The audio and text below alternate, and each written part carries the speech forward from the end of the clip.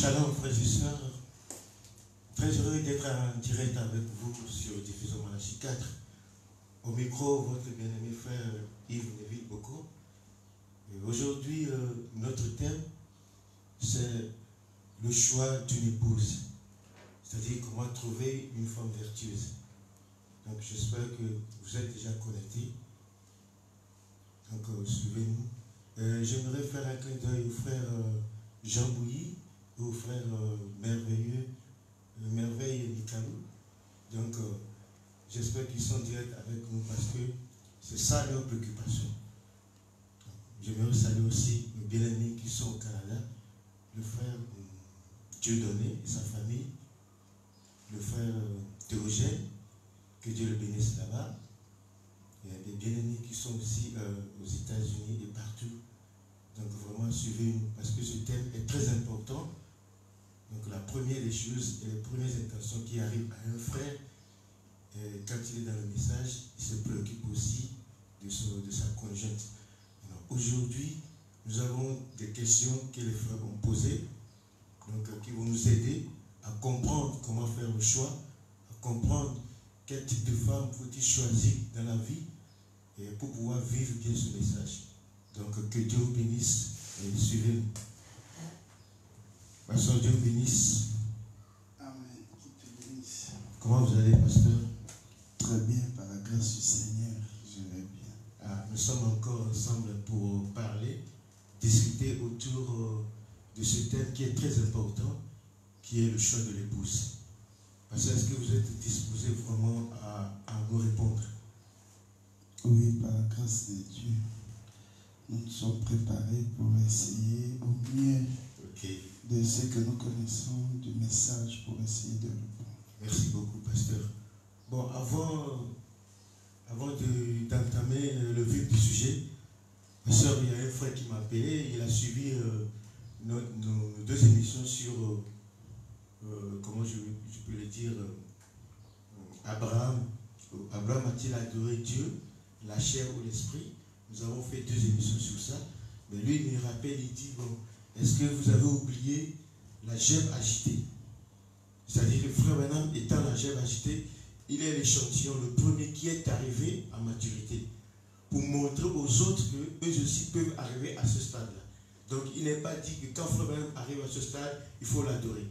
Donc il est seulement la geôle agitée. C'est celle qu'on agite pour que les autres voient que, ah, nous aussi nous pouvons arriver à ce stade. Donc on ne pouvait pas l'adorer. Pasteur, la geôle agitée c'est quoi? Et expliquez-nous. Est-ce que c'est vrai, le frère a raison? Merci pour la question qui a été posée. Je suis aussi très heureux.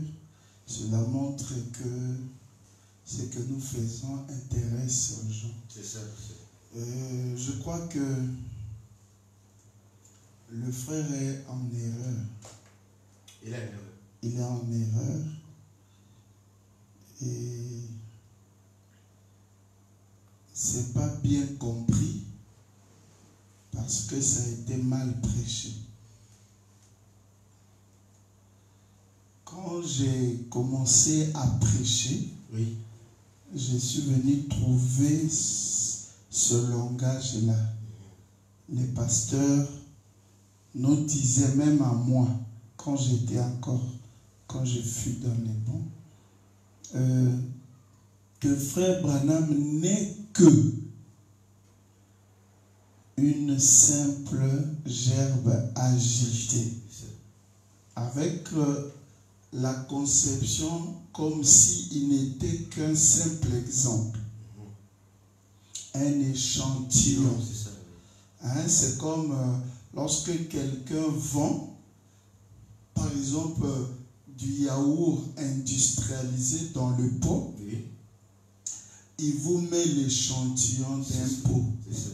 Donc ce qui reste là-bas, c'est exactement comme ceci. Voilà. Même quantité, même couleur, même goût, machin.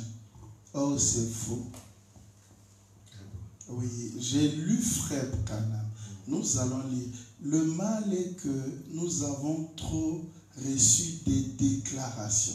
Les gens déclarent. Et ce que j'ai constaté, ceux qui ne lisent pas attentivement, ils lisent, mais attentivement. C'est ça. Voyez-vous, lisons cela pour que la question par la grâce de Dieu soit résolue une fois pour toutes. La gerbe agitée était une célébration. C'était une fête. Et William Branham l'a tiré dans Lévitique 23. Là où on parle de cette fête de l'Éternel. La Bible dit au verset 10 de Lévitique 23, « Parle aux enfants d'Israël, toi Moïse, et tu leur diras, quand vous serez entrés dans le pays que je vous donne, et que vous y ferez la moisson, vous apporterez au sacrificateur une gerbe, virgule, prémisse de votre moisson. » La première récolte.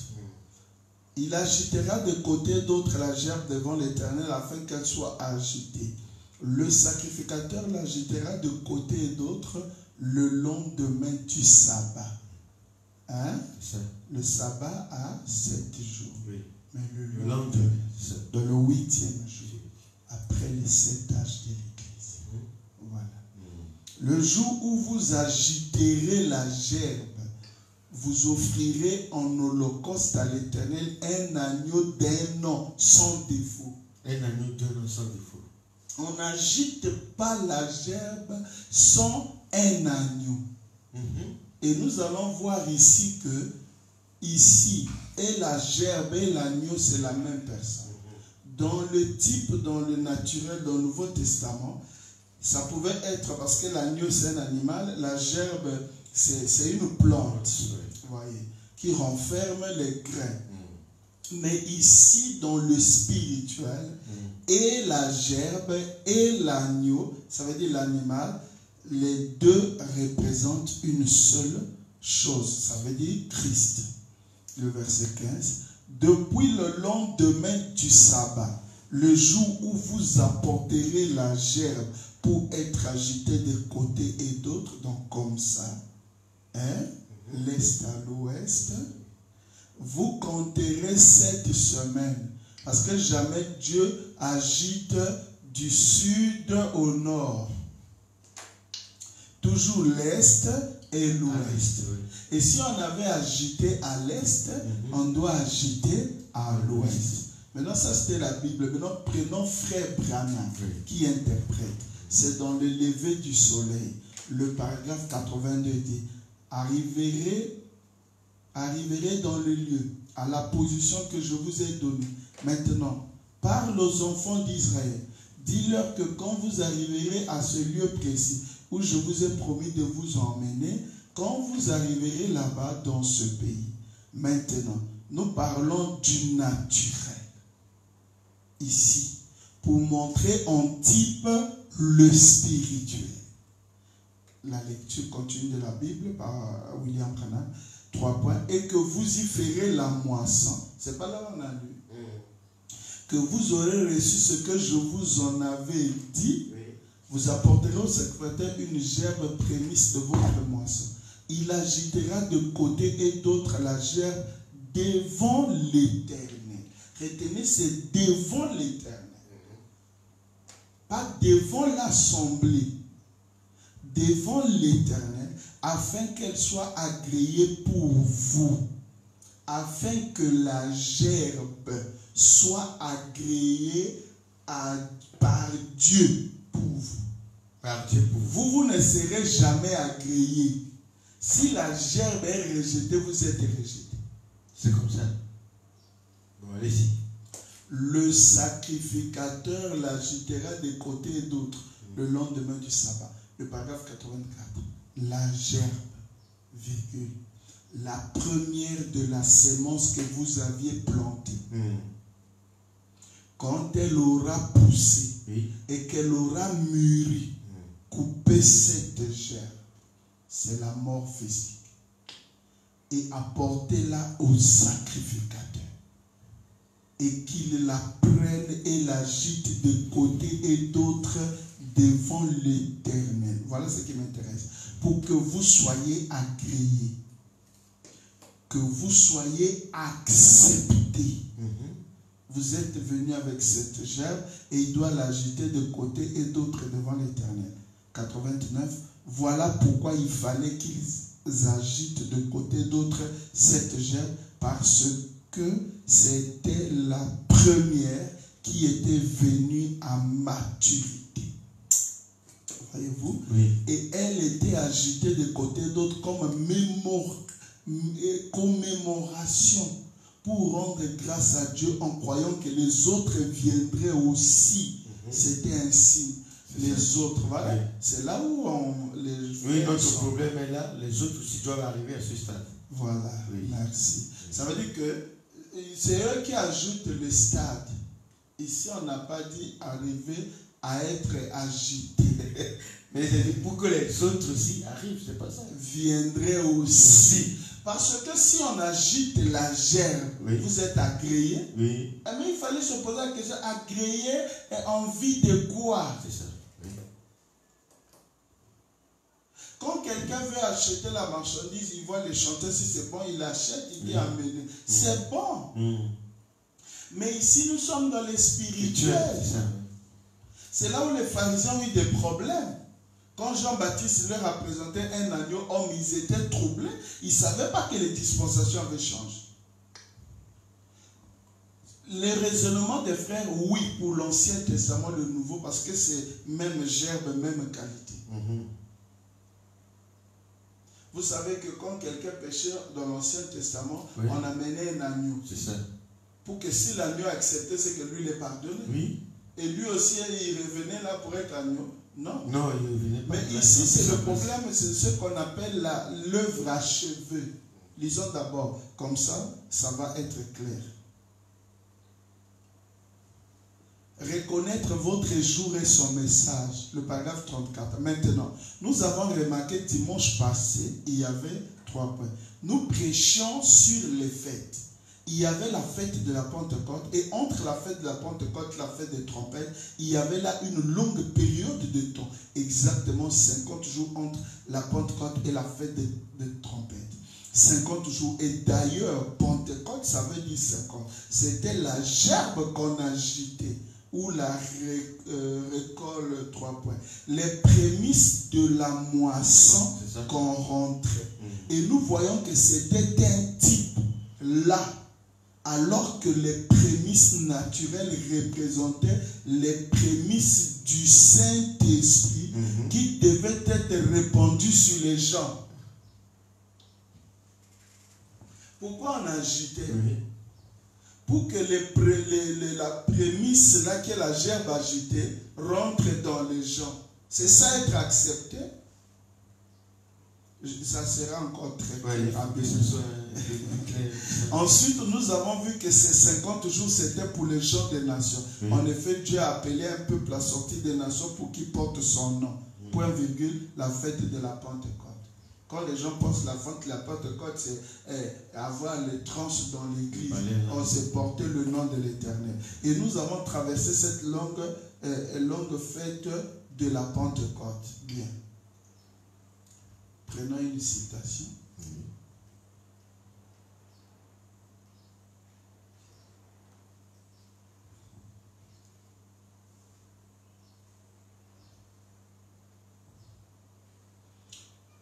Le lever du soleil, 89. C'est pourquoi on devait agiter cette gerbe, car elle était la première arrivée à maturité et elle était agitée en témoignage d'action de grâce envers Dieu, dans l'espoir que le reste des gerbes arriveront aussi à maturité. Oui, ça on a lu. Et c'était un signe. 94. Comme Christ. On parle de qui?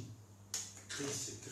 On parle de qui ici? Comme Christ fut le premier à ressusciter parmi tous les prophètes et les autres. Eh bien, que représentait et bien que représenté sous forme de type à plusieurs endroits, il fut les prémices de ceux qui dormaient et de l'épouse tirée de Christ hors des églises. Il faudra qu'une gerbe soit agitée de nouveau dans les derniers jours. Voyez-vous? Oui. C'est le lever du soleil, toujours 95 dit. L'agitation de la gerbe. Oui. De quelle gerbe s'agissait-il? Oui. De la première qui avait atteint la maturité. Oui, c'est ça. La première qui prouva qu'elle était du blé et qui prouva qu'elle était une gerbe. C'est ça. 107. Toujours le lever du soleil. Oui. Il y eut la première gerbe à se lever parmi tous les prophètes. C'était le Fils de Dieu, le roi de tous les prophètes. C'était Jésus. C'était Jésus. Oui. Il était la première gerbe qui a été agitée. Voilà. C'était ça. Frère Branham dit dans le lever du soleil.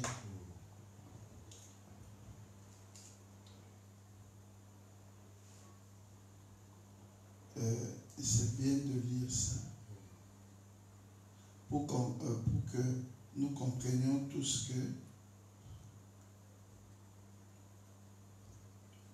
on n'arrivera jamais, même si on arrive à notre maturité. C'est ce que j'ai dit l'autre fois. Il y a l'adoption du Fils et l'adoption des gens, des frères et sœurs de l'Église du Dieu vivant. Il y a Dieu qu'on adore et l'Église, Dieu est minuscule. Donc, ici nous allons voir que Jésus-Christ est d'abord la première gerbe arrivée à maturité. Et Jésus a été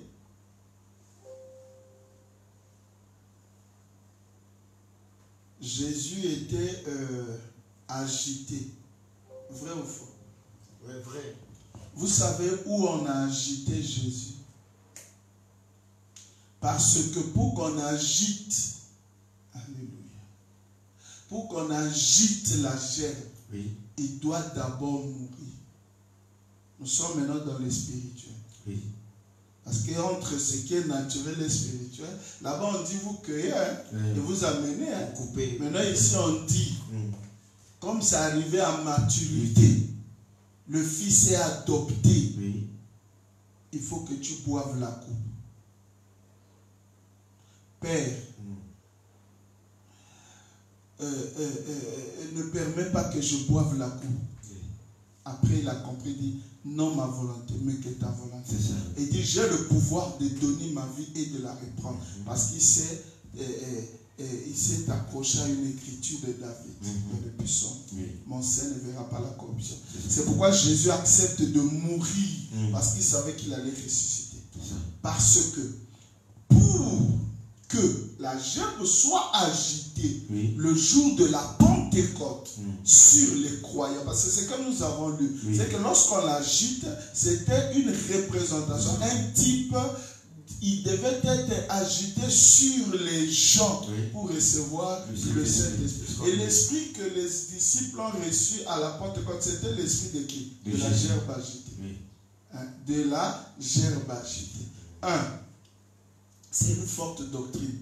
Vous devez d'abord croire qu'il doit mourir. Il doit ressusciter. C'est pourquoi il a dit, il fut le premier à ressusciter. C'est ça la moisson.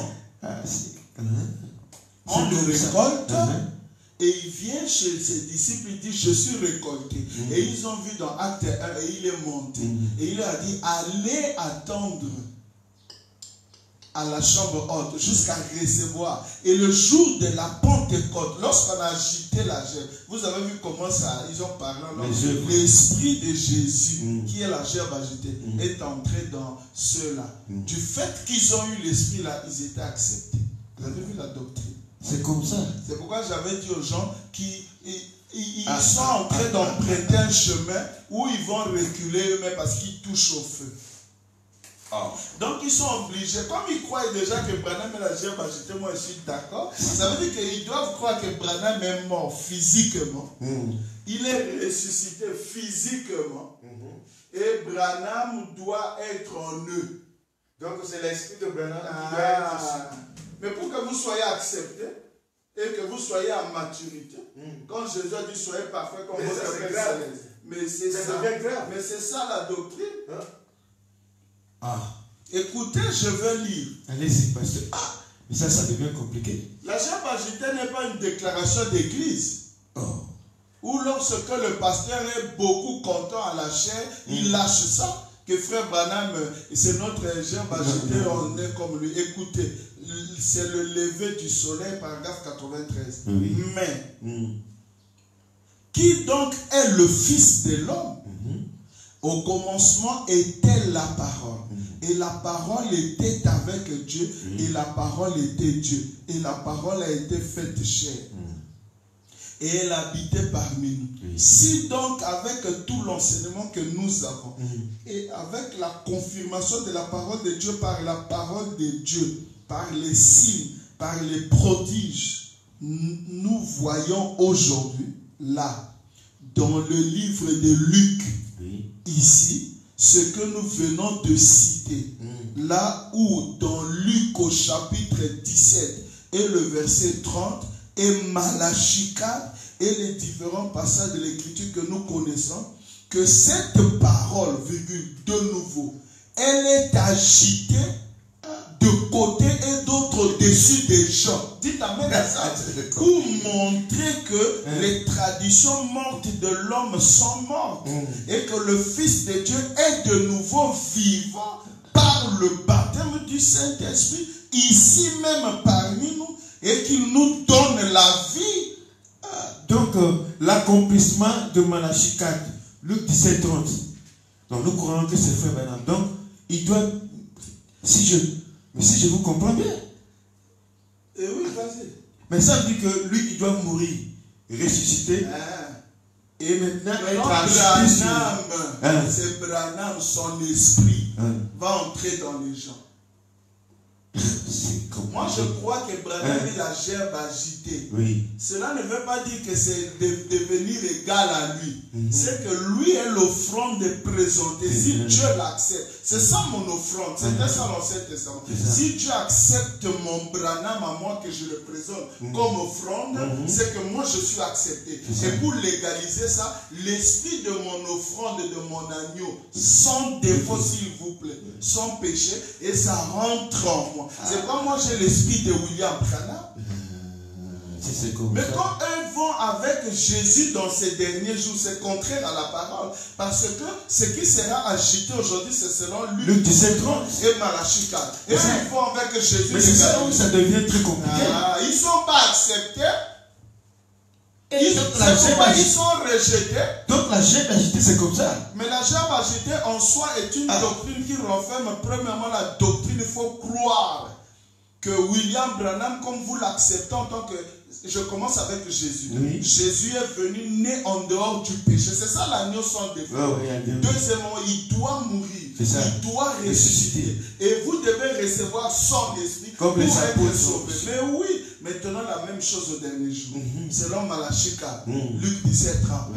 Maintenant, Luc 17, 30 et Malachie 4, c'est qui? Oui, c'est Branham. C'est William Branham. Mais maintenant, puisque les gens, merci Seigneur, ils croient déjà qu'il est la chair agitée, c'est une bonne chose. Maintenant, ils doivent croire qu'il était mort. Ils croient que Branham était mort. Maintenant, ils doivent encore croire que la tombe de Jeffersonville est vide. C'est là où et que maintenant, Branham est en nous, pas Jésus. C'est là où il est. Voilà, je vais vous donner le type. Allez-y, pasteur. Premier exode. C'est comme ça.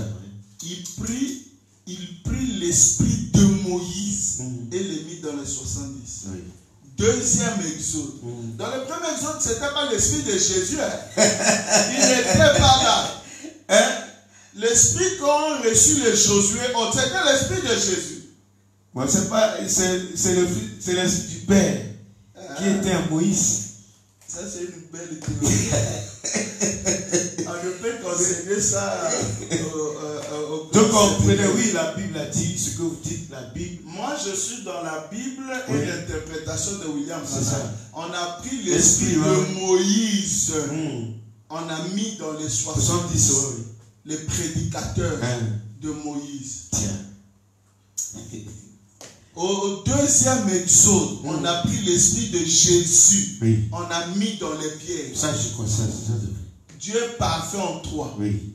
Au troisième exode, Dieu n'aime pas les doublures. Il dit ça dans Dieu dévoilé. Dieu n'est pas l'auteur des dénominations. Lorsqu'une chose est passée pour ramener. Au troisième exode, la gerbe agitée William Branham, son esprit doit habiter dans tous les pasteurs et toutes les églises. Ils ont compris une chose: pour être acceptés pour le ciel et le salut. Au cas contraire, si tu n'as pas l'esprit de Branham, tu es perdu d'office. C'est la doctrine, la gerbe agitée. Donc, vraiment, la gerbe agitée est très compliquée. Je vais te donner encore un exemple. C'est très important. Les 7 fêtes de l'Éternel. Oui. Et il y a la fête de la Pâque. À la Pâque, on doit manger un agneau sans défaut. Pas avec un pain qui a le levain. Non, mais c'est pourquoi il a dit dans le seul lieu d'adoration 269, 265, dans 264, il a dit: s'il n'y a pas de levain parmi vous, la plénitude de la divinité. Et comme les gens croient que la plénitude de la divinité en William Branham, c'est qu'en Branham n'a pas le levain. Et le levain, c'est le péché. Donc la fête de la Pâque, c'est William Branham. Je vais encore donner une autre fête. Allez-y, ça sort des choses. La fête du tabernacle. Oui, pasteur. Et qui est le tabernacle? J'ai vu le tabernacle de Dieu descendre. C'est pas la nouvelle Jérusalem. C'est ça, et dans les soins du temps de la fin, Frère Branham dit: oh, la nouvelle Jérusalem qui descend, la parole faite chair. C'est pas William Branham. Mais alors, maintenant, toutes les 7 fêtes dans la brochure Christ, le lieu d'adoration que Dieu a choisi. Il dit: on ne pouvait pas célébrer une fête ici et l'autre là-bas. Toutes les 7 fêtes étaient célébrées dans un seul endroit, dans une seule personne. Si Branham est la fête de Pâques, elle doit être la fête des gerbes agitées, la fête de la Pentecôte, la fête de l'expiation. Pourquoi le 7e seul, la 7e trompette viennent les deux au même moment? Pour attirer Israël de son ancien offrande. Et appeler aussi l'église des nations en sortie du pentecôtisme. Pour faire quoi? Pour venir vers la parole. La fête des trompettes 275. Pour voir Christ, la parole faite chair, personnifiée ici, parmi nous. Branham dit: la science l'a prouvé par les photos.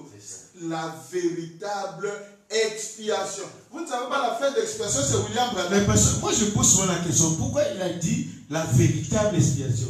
Mais par rapport à la partielle pourquoi il a dit ça? Donc, ça veut dire quoi? Il est le vrai, celui de Jésus est le faux. Mais c'est vous qui pensez que Jésus avait fait l'expiation? Il a fait l'expiation, après les pierres et autres meurent, il va encore à la 6e dimension attendre. Abraham attendait parce qu'il n'y avait pas l'expiation. Et quand les gens pensaient que Jésus venait pour sortir les gens, Jésus ne les a pas sortis, ne les a pas menés au ciel. Il les a enlevés du paradis terrestre pour le paradis céleste qu'on appelait plus tard la 6e dimension. Jusque-là, ils attendaient qui? La véritable expiation. William Branham, lorsqu'il apparaît à la résurrection, question-réponse de 1962, Frère Branham. Alléluia. Pasteur Washington, c'est là vous êtes dans votre domaine. Non, mais attends. Frère Branham me dit: nous sommes au centre de la parole. Et si aujourd'hui vous ne comprenez pas la parole, si vous n'avez pas l'esprit de Branham, vous allez avancer à pas non assuré. Donc, et vous laisserez les ombres par-ci par-là. Alléluia. Vous avez fini ou bien il y a encore quelque chose? Je crois qu'ils ont compris. Parce que la citation est claire. Oui, ça c'est clair. C'est le lever du soleil 93. 93, à l'est, on a agité Jésus. Et à l'ouest, on agite qui, pasteur? Moi. Mais puisque vous rejetez, donc on m'agite. Non, pasteur, on a compris. Merci beaucoup, pasteur. Merci. J'espère que Dieu bénisse ses frères. Merci, pasteur. J'espère que mon bien-aimé, le frère, a compris. La gerbe agitée, pour qu'on puisse l'agiter, elle doit mourir, ressusciter. Donc, il veut doit dire être que le fils de l'homme. Ah. Et c'est grave. oui, Ah, merci. Ah, Mais il y a le quelque fils chose de à l'homme, dire. c'est Dieu. oui, Si à l'est, la gerbe agitée était Dieu dans la chair humaine, on l'a adoré. Oui. On s'est fait baptiser. Voilà encore des doctrines qui allaient rester. Et la gerbe agitée au dernier jour, on s'est fait baptiser, on l'adore. Gerbe agitée. Cela, ça devient clair, parce Au que nom du Seigneur, Branham, le Oui. premier jour où j'ai vu cette doctrine, j'ai dit, Seigneur, pourquoi les pasteurs ont fait ça? Pourquoi ils ont mal commencé avec le message? Alors la chose qui m'avait consolé, c'est que quand le message arrive premièrement dans une contrée, ceux qui le reçoivent, c'est les anges des cieux. C'est là où je me suis consolé. donc c'était des gens déçus qui ont manipulé la parole. Mais plus tard, il y aura un petit groupe qui apportera la vérité, sauf que ils seront combattus et ils seront difficilement reçus parce que le mensonge avait déjà précédé. Une fausse interprétation. On appelle faux apôtre celui qui ne parle pas comme Paul. Et aujourd'hui, si quelqu'un parle contrairement à Branham, c'est un faux apôtre. Je donne un exemple. Branham ne dit pas de télé. Quand un pasteur permet la télé, c'est un faux apôtre. Branham ne dit pas de mariage mixte. Quand un pasteur permet, c'est un faux apôtre. Le fait pour les croyants de Béret à Éphèse, ils examinaient tout. Quand quelqu'un prêche, on prend ce qu'il a prêché, on amène dans ce que Paul a dit, le messager de l'heure. Si ça se contredit, c'est un faux apôtre. Même s'il est puissant. Même s'il remplit les stades. Pasteur, on en reviendra parce que c'est très important. Donc c'était une doctrine, pasteur. Ça, la gerbe agitée, je mets tout homme, je conseille tous les frères. On ne peut pas l'aborder n'importe comment. N'abordez pas les choses sans étudier profondément. Prenez même la brochure La foi parfaite, le paragraphe 39. Branham dit, je survole. Vous, quand vous aurez le temps, allez profondément. Prenez du temps parce que c'est des fortes doctrines. Tu sais que la gerbe agitée, là, on peut prêcher ça pendant une année, ça finit pas. Donc, je promets aux frères et sœurs. Nous allons revenir sur la gerbe agitée. En plus, s'il y a des gens qui ont encore des difficultés, ils pourront envoyer leurs questions et on pourra faire une émission spéciale pour la gerbe agitée en connexion avec les 7 fêtes de l'Éternel. Donc le pasteur a annoncé ça déjà. Vous voyez, vous qui avez des difficultés à ce niveau, envoyez des questions qui pourront nous pousser à faire une émission sur la gerbe agitée liée aux 7 fêtes. Que Dieu vous bénisse. Maintenant, nous allons entrer dans le vif de notre sujet d'aujourd'hui. Le choix de l'épouse ou soit la femme vertueuse. Parce que nous tous, nous cherchons à avoir une femme vertueuse à la maison. Après la parole, il faut bien vivre. Donc, dans le foyer. Pasteur, je ne sais pas, vous avez toujours l'onction là ou bien ça continue? Non, on peut évoluer. D'accord, merci, pasteur. Parce que c'est la même parole. Oui, vraiment, c'est la même onction. Je vous signale que je suis vraiment très édifié pour ça. Merci. Parce que ça a été souvent un sujet de débat et tout. Mais c'est très important. Merci. Mais pasteur, ma première question, c'est qu'est-ce qu'une femme vertueuse? Une femme dont on dit, dont on parle, la femme là, elle est vertueuse. Mais qu'est-ce que c'est une femme vertueuse? Merci. Oui. Que nous prions, je prie que Dieu nous aide. Oui. La femme vertueuse. Oui, ou qu'est-ce qu'on entend par une femme vertueuse? Exactement, pasteur. Si je peux répondre d'une manière bref, ce serait de dire une femme appelée femme vertueuse. Oui. Cela veut dire celle qui a de la vertu. Celle qui a de la vertu. De la vertu. C'est ça, oui. Maintenant, ici, ça serait un peu profond. Pourquoi? Parce que toute femme se réclamerait être femme vertueuse. Mais c'est exactement ça. Et comme c'est dans le domaine spirituel, et dans le message, il faut aller un peu en détail. Voilà, pour que les gens comprennent. Et aujourd'hui, quelqu'un peut avoir la capacité, en regardant, par la grâce de Dieu, et distinguer celle-là, elle est vertueuse, celle-là n'est pas vertueuse. Ça peut aider les gens à mieux faire le choix d'une épouse pour un bon foyer futur. Et également ceux qui sont déjà mariés, comme nous autres, à mieux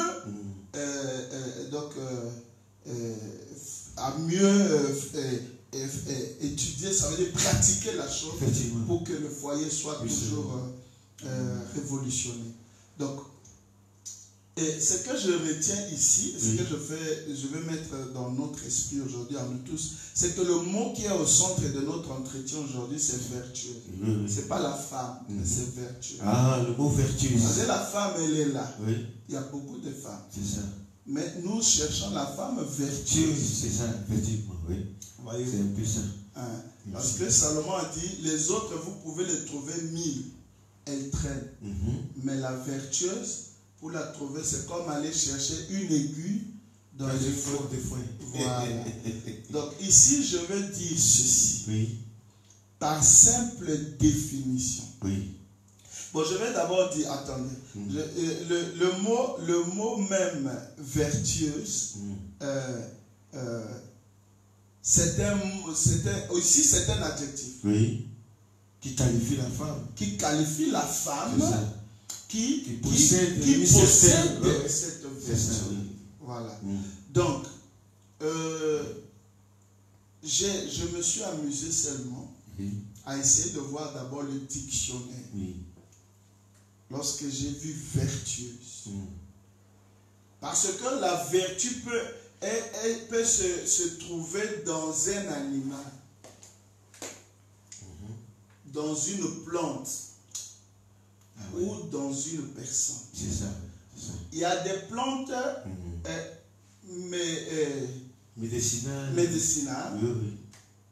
Il y a des plantes, il y a aussi un médicament, par exemple, par ses propriétés. Ce sont ses vertus. Un animal, par exemple, on peut prendre l'exemple d'un léopard ou le guépard, par sa rapidité d'attraper sa proie. C'est aussi une qualité, une vertu qui est particulière. En fait, lorsqu'on veut parler de la femme vertueuse, on veut parler des qualités particulières qu'elle possède, qu'aucune autre femme ne peut en avoir. Bien qu'étant dans une même église, pour le même message. C'est ça. Ça, c'est clair, oui. Voyez? Merci. Surtout que Branham nous a dit il y a 3 sortes de croyants. Donc, dans les 3 sortes de croyants, nous avons le vrai croyant. Nous avons l'incrédule et le soi-disant. Celui qui a la foi trompe eux. Maintenant, le croyant véritable, il n'y a pas trop de problème avec lui. Lui, c'est un croyant, il accepte la parole. L'incrédule, vous n'avez pas de difficulté avec lui parce que lui, il manifeste sa nature automatiquement. Voyez-vous? Lui, déjà, c'est le groupe de ceux-là quand il a demandé, mais qui mangera ma chair et ne boira? Eux, ils sont partis clairs. Mais le dangereux, c'est le soi-disant. Judas, qui ne croyait pas, mais il est resté. Maintenant, dans ce cadre ici, nous avons des églises remplies de soi-disantes sœurs vertueuses. C'est ça le problème. Vous voyez? C'est là où il y a un problème. C'est là où le vrai problème, c'est que dans ce choix de l'épouse-là, beaucoup tombent dans les pièges. Parce que dans une église qui a 600 membres, par exemple, les élus peuvent être, par exemple, 20. Oui. Tel qu'à Paris, en France, William Branham a dit, depuis que la France est la France, depuis que la France est devenue un pays, jusqu'à sa fin, il n'y en aura que 600 croyants. C'est compliqué. Et dans les 600 d'autres sont déjà morts. Au moins sur 65 millions d'habitants. Donc les églises qui sont à Paris, là, je ne sais pas s'ils ont l'information que le nombre de véritables élus, c'est 600. Sur plus de 65 millions d'habitants. Il dit ça dans l'invasion des États-Unis. C'est compliqué. Il dit là, vous avez vu Frère Branham prêcher en France? Où est la brochure là où il a prêché en France? Bon, on ne sait pas. Mais il est passé par là. Il est passé seulement. Il avait déjà dit, la France n'a pas trop d'élus. 600. Même pas 1 million. Mais tu peux avoir une église de 800 personnes et je peux te dire parfois tous ceux-là sont des incrédules. C'est pas vrai. Aucun d'eux n'est élu. Mais avec les brochures. C'est pourquoi quand on croit le message et qu'on est dans une église du message, quand on s'approche du problème du mariage, on doit être très sérieux. Ça c'est vrai. Ça c'est vrai. Le mariage n'est pas salutaire. Ça veut dire que même si tu fais un faux choix, si tu étais élu, tu n'iras pas en enfer à cause du faux choix. Mais seulement tu vas souffrir. Et Branham dit dans Paradoxe, tu vivras l'enfer sur la terre. Attends. Personne n'aimerait vivre ça, pasteur. Donc vertueuse ici, déjà ça me donne chaste. Donc une femme chaste, une femme continente. De la continence. C'est que Paul a dit, si vous voulez faire comme moi, et si vous n'avez de la continence, vous pouvez faire comme moi. Voilà. Vertueuse veut dire pure, veut dire vierge, veut dire pudique. Pas impudique, ça veut dire pudique. Ça c'est compréhensible, pasteur. Mais non, c'est... Les mots sont là, je vais donner les explications de ces mots. Oui. On dirait ça. Pudique veut dire décente. Correct, c'est ça. C'est pourquoi les gens ne comprennent pas pourquoi Branham demande aux femmes de bien s'habiller. Tout ça là, ça compte. Mais pourquoi Branham doit dire que quand tu t'habilles mal et qu'un païen te convoite, tu répondras pour l'adultère? Effectivement. Mais parce qu'elle n'est pas pudique, elle n'est pas correcte, elle n'a aucune vertu, mais pourtant elle chante dans la chorale. Mais pourtant c'est la femme du diacre. Mais pasteur, dans tout ça là, excusez-moi, est-ce que, je ne sais pas, on peut avoir les critères d'une femme vertueuse. Donc, quand on rencontre une femme vertueuse, quand elle remplit ces critères, donc on saura que c'est une femme vertueuse. Est-ce qu'il y a des critères sur lesquels on peut se baser? Les critères comme exigence dans ce domaine ici, c'est pas énuméré. Mais on peut quand même les constater. Voilà, tous les critères là.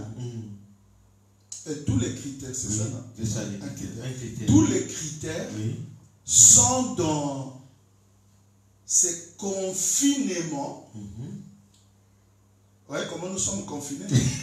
C'est-à-dire que c'est condensé. Condensé. C'est ça. Confinement dans une seule qualité. Qu'on appelle comment? Ou une nature. C'est ça. Qu'on appelle le caractère. C'est comme ça. Donc il faut que nous puissions disséquer le caractère. Ce qui constitue le caractère d'une bonne femme ou une femme vertueuse. C'est ça. Maintenant, pour que ça soit bien saisi, je peux aller avec Dieu. Allez-y. Frère Branham dit, je lis une citation ici.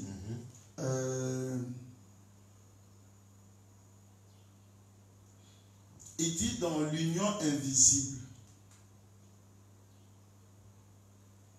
128, Dieu aura une église vertueuse, une véritable épouse.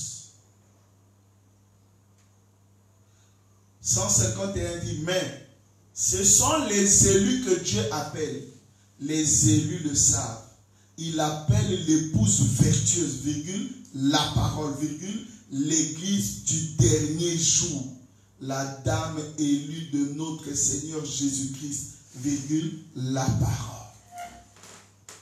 Si Jésus est la parole, 3 points, combien croient cela? Très bien. Alors, l'épouse est toujours une partie de l'époux. Ainsi, l'épouse ne sera pas une dénomination.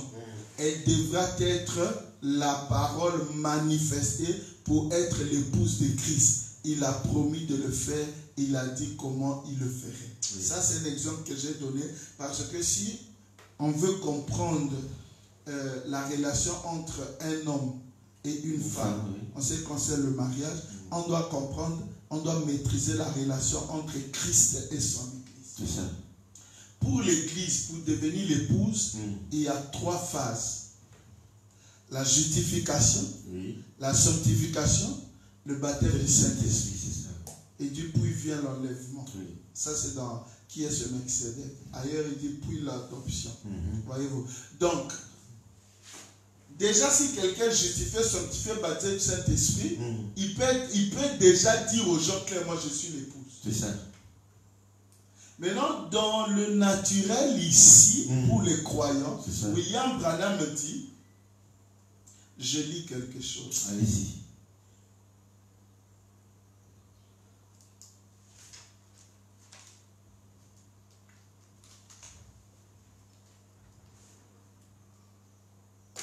Je salue le frère Robert Lautoyen à Düsseldorf en Allemagne. Que Dieu vous bénisse. Mais vous êtes devenu un peu rare, on vous écoute plus. Faites-nous signe. Et que Dieu vous bénisse, vous et votre famille en Allemagne à Düsseldorf.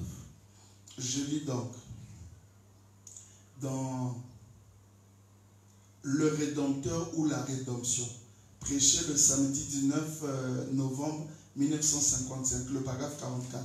Et maintenant, ils avaient là un parent du nom de Boaz. C'était un homme riche. Naomi a envoyé Ruth glaner au champ dans le champ de Boaz. C'était l'habitude à l'époque et c'est toujours l'habitude aujourd'hui, juste dans ce même champ, la glaner derrière les moissonneurs. Pourquoi donc glanait-elle? Elle glanait la nourriture et c'est ce que l'église des gentils a fait. Venir de derrière l'église orthodoxe, ramasser tout ce qu'elle avait, ce qui était l'Ancien Testament, glanant ce que Dieu avait donné aux prophètes. L'église des gentils, la jeune église, l'église du Saint-Esprit, des premiers-nés, glanant. Et quand Boaz est venu la voir, comment tout se passait, un homme juste, un type de Christ, 3 points. Boaz était un type de Christ. Quand il est allé voir la moisson dans son champ, c'était lui le maître de la moisson. Christ est le maître de la moisson. Et il alla inspecter le champ et remarquer, aussitôt que son regard se posa sur la belle Ruth, ce fut un coup de foudre. Il a dit, qui est cette jeune fille qui est en train de glaner là dans mon champ? L'un d'eux a dit, l'un des moissonneurs, c'est une femme vertueuse. Elle est rentrée avec Naomi, l'une de tes parentes. Elle est ici en train de glaner. Frère Branham ajoute dans le Parent Rédempteur, prêché le 2 octobre 1960, le paragraphe 110. Et un jour, alors qu'elle était au champ, ce jeune homme riche du nom de Boaz, un gouverneur, un homme riche passa et il la vit. Oh, quand il la vit, il tomba amoureux d'elle. Il s'est dit qu'elle était une femme merveilleuse. Il aima son caractère. Vous vous souvenez qu'il a dit, je sais, et les gens le savent, que tu es une femme vertueuse. Elle avait pris une décision claire et nette. Elle s'en venait vivre exactement ce qu'elle avait dit qu'elle ferait. Voilà, c'est là le problème. C'est là où je dis, tout est dans le caractère. La même brochure 115 dit, c'est ce que Boaz avait vu en Ruth. Cette ferme décision, cette femme vertueuse qui se tenait là, et il tomba amoureux d'elle. Pourquoi il lit cette vision-là de Boaz qui est tombé sur le caractère de Ruth avec la décision ferme de Ruth? Parce que le travail que faisait Ruth était un travail difficile. Depuis dans le pays de Moab, oui, quand Naomi les a secoués ensemble avec Orpa, oui, Ruth avait pris la décision en disant, donc c'était au début lorsqu'elle a cru le message. Dès qu'elle a vu que le message était vrai, elle a pris la vraie décision. Elle a dit ceci. Parce que Naomi l'avait présenté toutes les facettes. Nous allons traverser les forêts. oui. Il y a des animaux sauvages. On peut rencontrer les bandits qui vont nous tuer. Arriver là-bas au pays, il n'y a plus espoir d'avoir encore un enfant pour qu'il devienne ton mari. Tu vas vieillir. Donc là-bas, je n'ai plus de demeure, plus de maison, plus de ceci. Et quand nous avions rencontré le message, William Branham était clair avec nous. Dans mon message, on ne porte pas les jupes courtes, on ne porte pas les mèches, on ne porte tous ces artifices-là. La télévision dehors, ceci dehors, pas de chaînette, pas de rouge à lèvres, pas de vernis à ongles, pas de ceci et pas de cela. Tous on paraissait être d'accord. Oh, il y avait Orpa, il y avait Ruth. Ah, c'est comme ça. Tu sais pourquoi Orpa est rentrée? Mais ce que Naomi avait présenté comme tableau, c'était difficile. C'est ça. Mais la Bible dit, les deux ont pleuré. Ruth pleurait parce qu'elle se disait, j'aime Naomi, j'aime le message. Je vais suivre le message malgré la difficulté. Je vais me tenir et je vais être ferme dans ma décision. Elle pleurait à cause de la difficulté. Mais on doit l'avouer, le message est difficile. Ah, ça c'est vrai.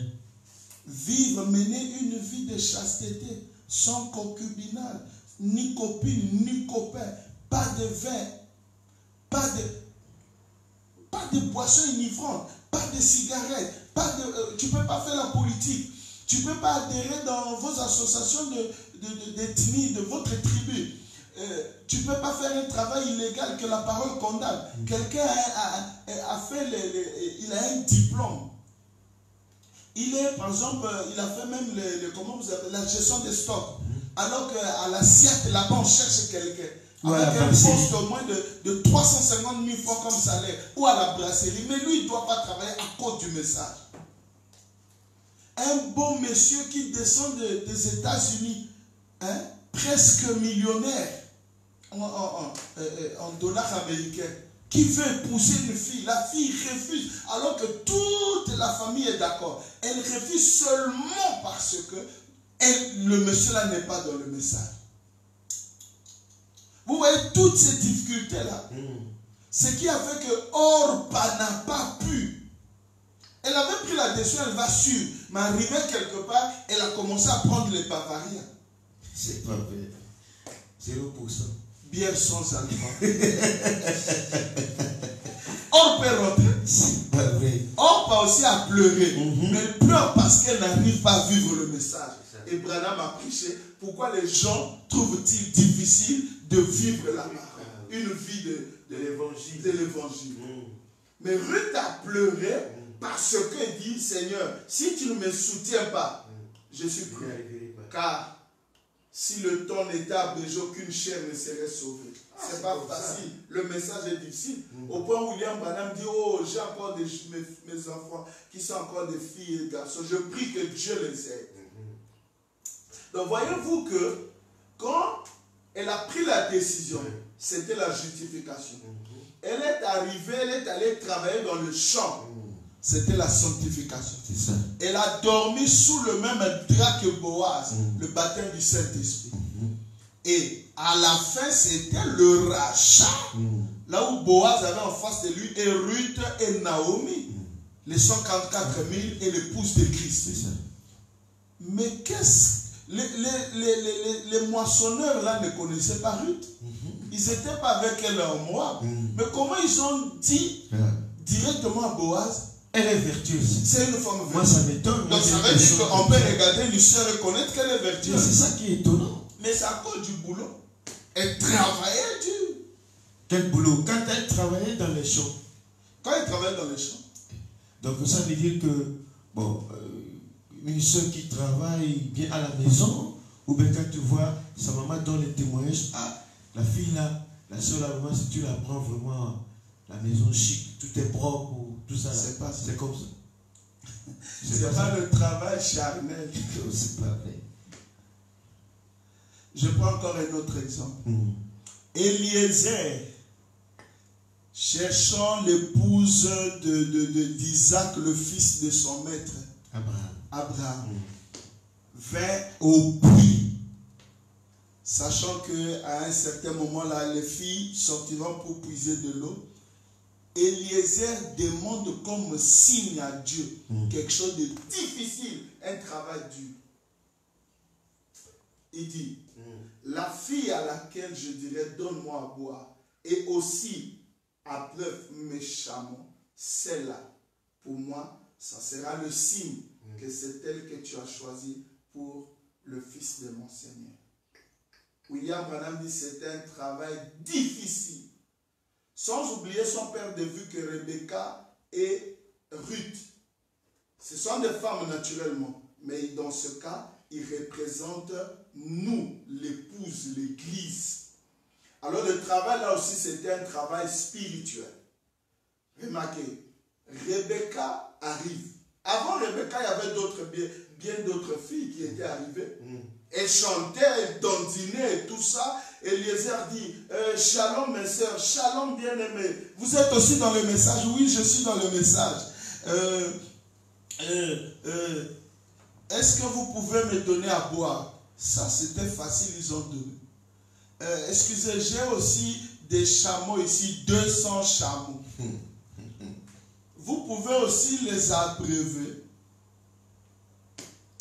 Elles ont dit, ah ça non, ça on ne peut pas faire, ça c'est trop. Ça, là frère Branham a exagéré. Hein? Là il a exagéré, il n'y a plus des habits, il n'y a que ça qu'on vend au marché. Nous ne trouvons que des jupes sexy. Maintenant moi je vais faire quoi? Branham me dit, ce ne sont pas des excuses, parce qu'on vend encore les machines à coudre et le tissu. Est-ce que tu vois? Oui. Et quand une personne n'arrive pas avec le message, c'est profond. Il dit quoi? Il dit là, Branham a exagéré. Et Eliezer n'a pas forcé, comme nous les frères nous faisons. Tu pries, tu vas vers une fille. Et que déjà il y a un signe qui te montre que ce n'est pas elle. Elle n'est même pas spirituelle. Elle n'est pas vertueuse. Elle parle beaucoup, elle se querelle, elle chamaille et tout ça. Pas de respect même pour les affaires de Dieu. Mais tu forces la main. Après, oh non, j'ai fait le faux choix, c'était un faux vœu.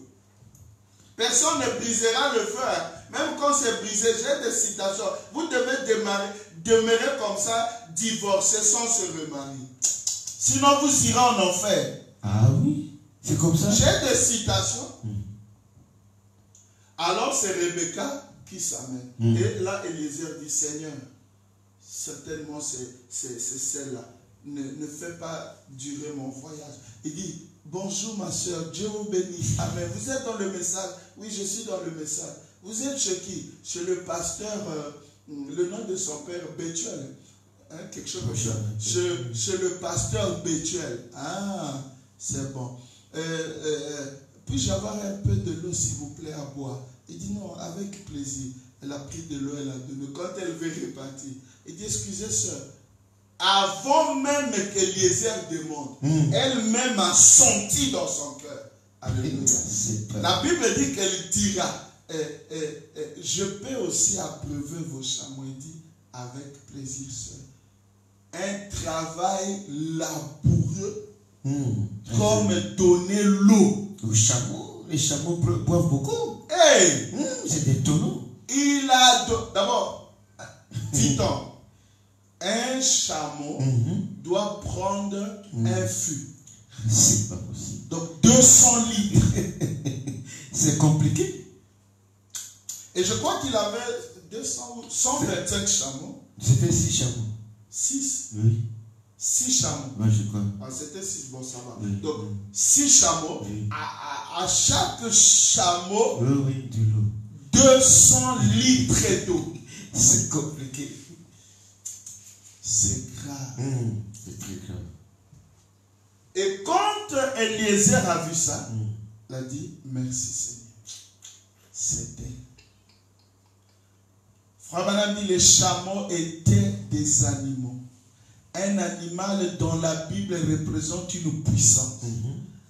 La même puissance qu'elle a approuvée, c'est la même puissance qui l'a mené vers son époux.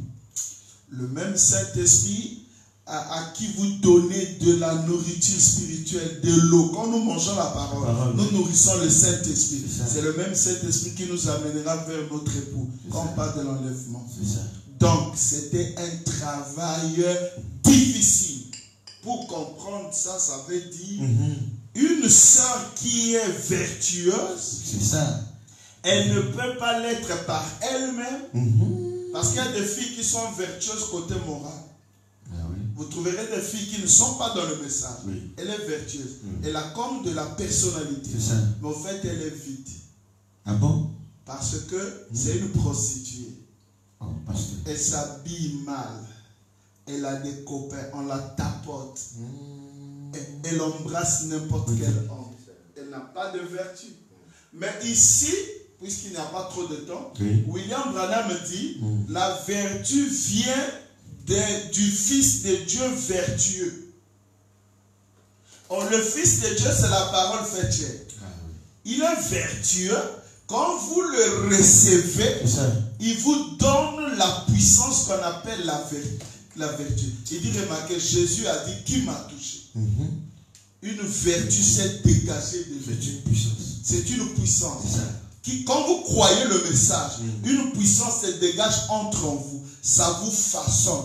Puisque cette puissance connaît que tu es une fille, ça va te façonner par rapport au message de tout ce qui concerne les filles. Ça te donnera la féminité. Et Frère Branham dit dans l'union invisible, cette féminité dont je parle ici, c'est sa conduite envers les hommes. Sa conduite envers les hommes. Elle ne doit jamais permettre à quiconque de la tapoter. N'importe comment. Elle ne doit jamais permettre à un homme de l'embrasser, même son fiancé, jusqu'au jour où le voile couvrant son visage, au jour de la cérémonie, sera ôté. Permettre ça, c'est de l'adultère en puissance. Puisque sur les lèvres, il y a des glandes. Ça sera l'impudicité organique. Parce que les organes, vous dites amen à ça, les organes sexuels se dégagent, ça est là sur les lèvres. C'est pourquoi on dit une femme vertueuse dans le message, elle est d'abord née de nouveau et elle a des vertus.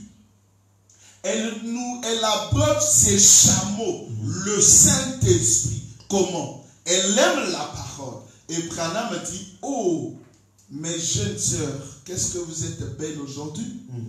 La beauté, ce n'est pas celle du monde. La beauté, c'est de voir des jeunes filles, adolescentes comme ça, qui sont propres, bien habillées, les cheveux bien arrangés, qui viennent s'asseoir dans de telles réunions, écouter la parole. C'est ça la beauté. C'est ça la beauté. C'est pas le maquillage, les fards et tout ça. C'est pas les habits sexy. Mais c'est avoir un esprit doux, humble, qui aime la parole. Voyez-vous? Et vous allez voir que Ruth a aimé le boulot là. Ruth a aimé travailler dans le champ. Et le champ ici représente le message. C'est une fille qui a cherché à travailler son caractère par rapport au message. Pas son caractère selon leur tribu. Non, ça aussi, pasteur. Le caractère selon le message. Selon le message. Comment? Comment? En lisant le message, en priant beaucoup, la vertu. William Branham dit, quand vous recevez le salut, cette colonne de feu, cette lumière, entre en vous, au troisième sphère qui est là, comme le petit bouton qui est sur ma chemise. Au fur et à mesure que vous écoutez la parole, cette lumière grossit en vous jusqu'à prendre votre forme. Et automatiquement, c'est ce qui régularise en vous tout ce que le diable avait bousculé. Parce qu'une fille, avant le message, n'avait plus de féminité. N'importe qui pouvait la tapoter. Mais dès qu'elle a la vertu, tout se met en place. Maintenant, elle soutient les principes de la féminité. Branham dit ça dans Et tu ne le sais pas. Alors cette fille-là, tu ne la verras plus jamais dehors, en dehors de là où elle habite. Oui. Cette fille-là n'a plus les yeux hagards. Tout le temps dans les débats au milieu des frères, avec les yeux regardant, fixant n'importe quel homme sans peur, sans crainte. Mais c'est une fille qui a de la vertu. Attendez, je vais donner quelque chose ici. Allez-y, pasteur, c'est très très important.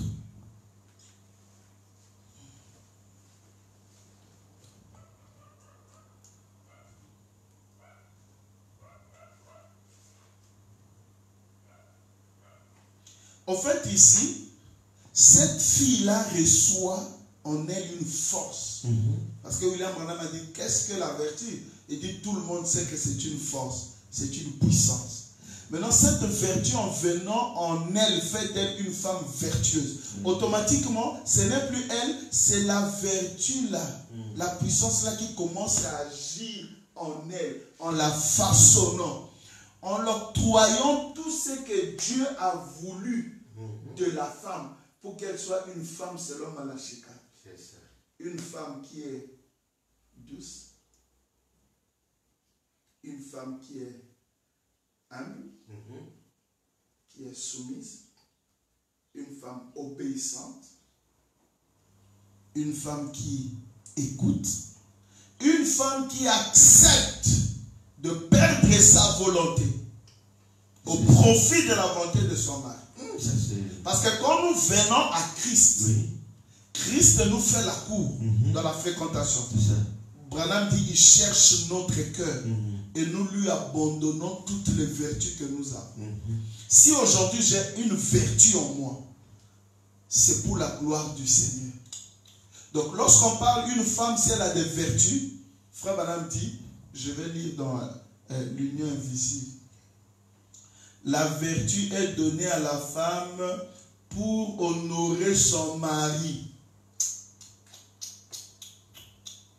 C'est très important. C'est pas pour elle-même. Oui.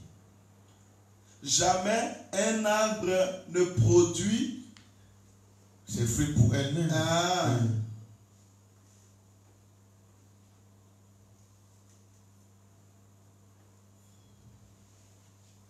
La vertu, c'est pour son mari. En passant, je salue le frère Désiré Pami et son épouse en Belgique. Que Dieu vous bénisse là-bas.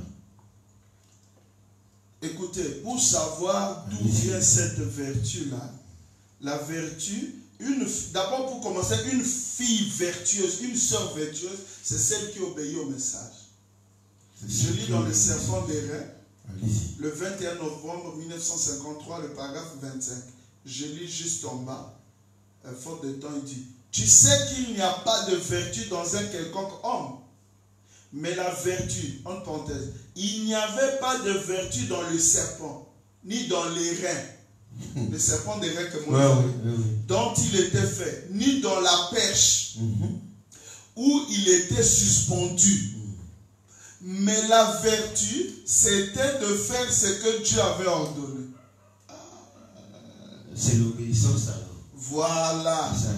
La vertu, ce n'est pas appartenir à une église du message et avoir des brochures et avoir des jupes longues et des coiffures et tout ça et des costumes et des feutres. Non, non.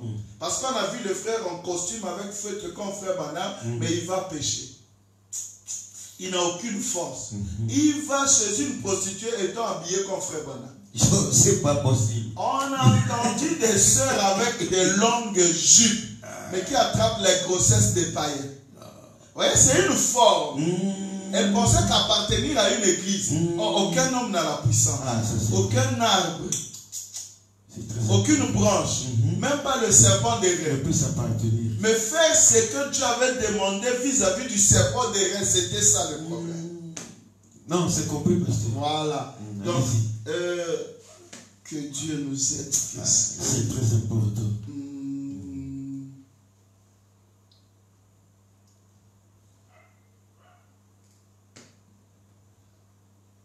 On va un peu rapidement. Oui, Il nous dit, avons le temps.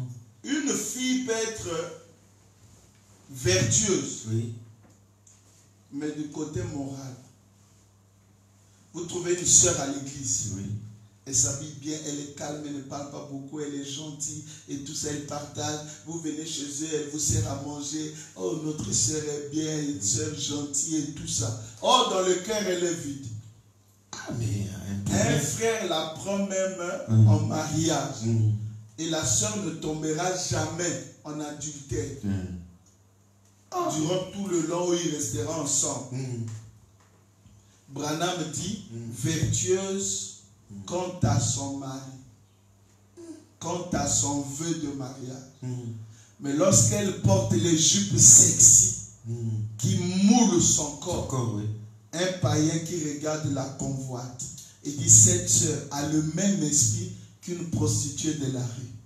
Malgré qu'elle est vertueuse moralement. Moralement. Ici, la femme vertueuse, ce n'est pas les sœurs moralement vertueuses. C'est des sœurs qui sont vertueuses du cœur. Parce que beaucoup ont suivi des sœurs moralement vertueuses. Et aujourd'hui, dans le foyer, ça ne marche pas. Ça ne marche pas. Ils étaient trompés par l'apparence. Ils n'ont pas vu le caractère. Parce que le caractère, c'est la personnalité. Mais vous trouverez la personnalité dans le monde. Il y a des femmes qui sont même ministres du gouvernement. Mais qui parlent, tu sens qu'en cette femme, il y a une personnalité. Elle est mariée, elle est fidèle à son vœu de mariage. Elle ne triche pas. Mais c'est une prostituée parce qu'elle porte les pantalons. Mais oui! Une femme vertueuse dont nous parlons ici, c'est comme Ruth, Rebecca, des femmes qui obéissent au message. Voilà, l'esprit qui est en elle là. Elle, lorsqu'elle ne porte pas, elle obéit à 100%. Pas de pantalon, pas de short, pas de maquillage, pas de ceci. Tout ce que Boaz dit, Ruth dit Amen. Tout ce que Eliezer dit, Rebecca dit Amen. On voit ça pas si vous comprenez. Non, ça parle déjà très clair parce que voilà. c'est très important. J'espère que le frère Jean Bouillet est en train de manger et le frère Merveille Boukilou et qui ont eu cette préoccupation. Que Dieu vous bénisse. Soyez attentifs. Au moment où je cherche ici, voilà, je vais lire quelque chose, je vais attirer l'attention sur quelque chose. Oui. On doit d'abord comprendre que qui est vertueuse ici, c'est la femme. Qu'est-ce qui la rend vertueuse? C'est la vertu dont elle reçoit de la parole de Christ. Parce que si tu ne reçois pas l'esprit de Christ, tu ne seras pas une femme vertueuse selon le message. Moi, je crois que les frères, quand ils ont posé la question, il s'agit de savoir la femme vertueuse selon le message. Parce que en dehors du message, il y a les femmes vertueuses. Mais moralement. Oui. C'est là où... Non, mais c'est un peu compliqué. Mais comme vous l'avez expliqué, ça devient plus clair.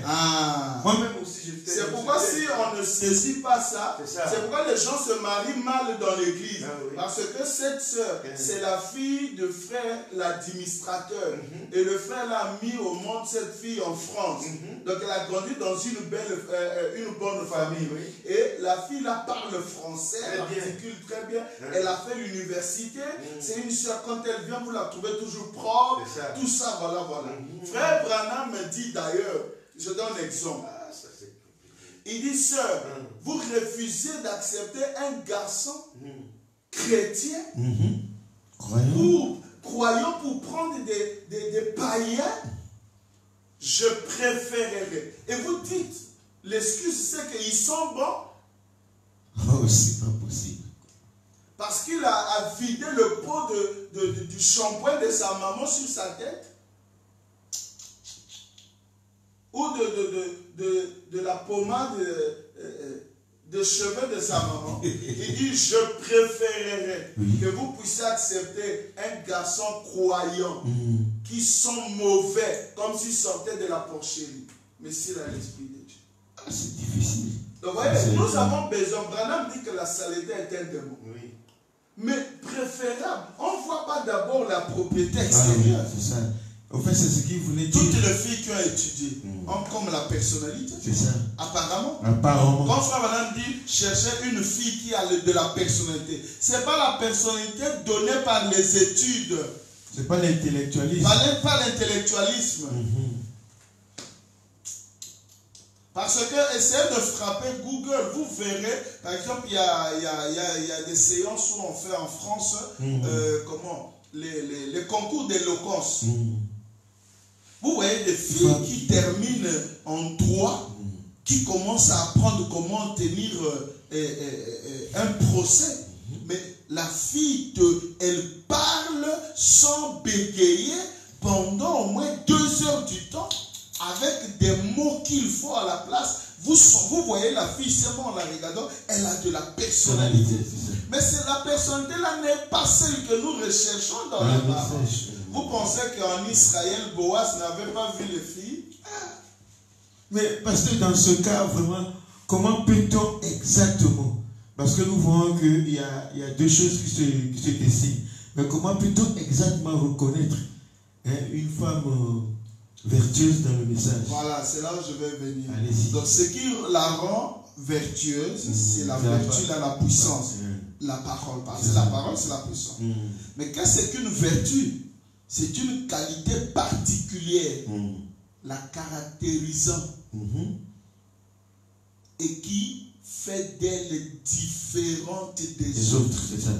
Elle a quelque chose que les autres n'en ont pas. Frère Branham dit, oh sœur, ils peuvent vous dire que vous êtes démodés, mais n'ayez pas honte de l'évangile que vous croyez, car vous avez 1000 choses que ces reines de sexe n'en ont pas. Amen. Ça, le monde a perdu ça. Elle ne trouvera plus jamais ça. Amen. De quoi il s'agit? Ça, c'est vrai. Voilà, je vais donner donc ici quelque chose pour que ça devienne encore plus clair. Allez-y, parce que c'est très intéressant. Quand vous trouvez une femme qui est chaste, la chasteté, c'est une ferme disposition à éviter le mal et à faire le bien. Elle a l'amour du bien. De faire toujours le bien. Voilà. La chasteté est une vertu des personnes pures qui ne se livrent pas aux amours charnels, physiques, physiologiques, organiques ni matériels. Une fille dont le matériel ne peut pas l'influencer, parce que j'ai une citation ici où Frère Branham dit dans la brochure dès ce moment, il dit il y a une fille, une soeur qui était mariée à un monsieur, c'était un couple de croyants. Il dit, oh Frère Branham, depuis que j'étais mariée avec mon mari, j'étais vertueuse. Mais jusqu'au jour où mon mari était au boulot et le matin, il y a un monsieur qui est venu, un marchand. Alors qu'il est entré, il vendait des choses. Je l'ai invité d'entrer dans la parcelle et j'ai trouvé que c'était un bel homme avec une belle taille. Et depuis ce jour-là, c'est pas possible. Quelque chose de mal était arrivé. Et je ne suis plus jamais retrouvé. C'est ça. Vous savez pourquoi? Cette fille-là n'était pas vertueuse selon la parole. Sinon, elle n'aurait pas inviter le monsieur dans la maison. Elle était seule. La parole nous dit quoi? Lorsqu'une femme est seule, elle ne reçoit pas. Oui, elle ne reçoit pas. C'est pourquoi elle était négligente. Quand vous voyez une personne qui est négligente vis-à-vis des citations, de la parole, le message, cette fille n'est pas vertueuse. La négligence.